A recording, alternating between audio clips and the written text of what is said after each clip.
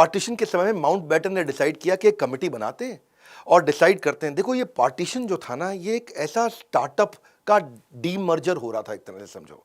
दो नए देश बनने वाले थे और जैसे समझो जब हीरो और होंडा अलग हुए तो डिसाइड करना था कि भाई हीरो के पास क्या जाएगा, होंडा के पास क्या जाएगा। वो डीमर्जर हो रहा है। मैन पावर किसके पास जाएगी, कैश इन सरप्लस किसके पास जाएगा, रिजर्व्स किसके पास जाएंगे, लायबिलिटी किसके पास आएगी, प्लांट किसके पास जाएगा, मशीनरी किसके पास जाएगी, जमीनें किसके पास जाएंगी। ऐसे ही माउंटबेटन ने डिसाइड करना था कि मेरे को यहाँ से भारत की तरफ से और पाकिस्तान की तरफ से, दोनों की तरफ से मुझको एक एक लीडर चाहिए इस मीटिंग में जो नेगोशिएट करेगा। पाकिस्तान की तरफ से मोहम्मद अली जिन्ना खुद ही सामने आ गए और मोहम्मद अली जिन्ना छोटी छोटी चीज़ों पे बहुत तंग करते थे। दकियानूसी, रूढ़ीवादी, गांव की चिड़चिड़ी, हर बात पर बहस करने वाली सास की तरह थे। और नेहरू जानते थे कि इतना नेगोशिएट हमारी तरफ से तो खाली सरदार पटेल कर सकते हैं, तो उन्होंने सरदार पटेल को आगे कर दिया। अब हर एक चीज़ पे बहस होने लगी। वो 3 महीने बड़े अजीबो गरीब गए।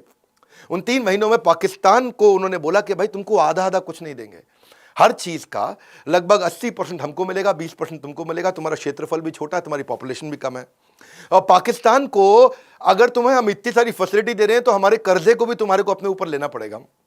तो ये थे सरदार पटेल, जिन्होंने बड़ा अच्छा नेगोशिएशन कराया कि भाई कैश में सोना चांदी, डाक की टिकटें, पोस्टल रेवेन्यू स्टैंप, ये सब कैसे डिवाइड किए जाएंगे। 400 करोड़ रुपया उस समय भारत के पास हुआ करता था।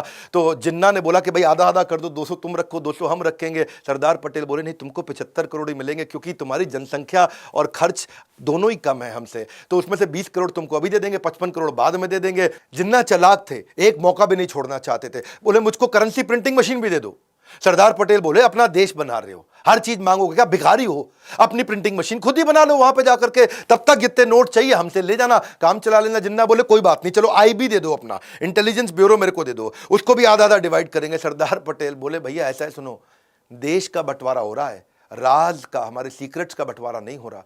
क्योंकि जानते थे सरदार पटेल अगर इंटेलिजेंस ब्यूरो उनको दे देंगे तो ये सारे हमारे इंटेलिजेंस ब्यूरो के राज लेकर के फिर हमको नुकसान करेंगे। माउंटबेटन जो थे वो बोले मेरे पास 2 गाड़ियां हैं, चलो उनको भी रख लो। एक गाड़ी सोने की थी, एक चांदी की थी। तो जिन्ना जो है अपना लाठी घुमाते हुए जा करके सोने की गाड़ी का दरवाजा खोले, उसमें जाके बैठ गए, सोने वाली तो हम ही लेंगे।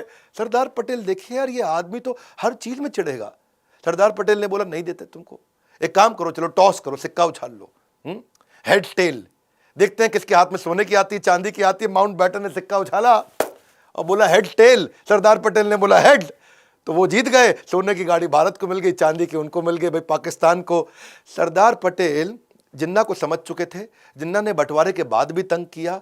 सरदार पटेल उनको एक साथ पैसा भी इसलिए नहीं दे रहे थे कि इनको एक बार में पैसा दूंगा तो ये बाद में मुझको तंग करेगा।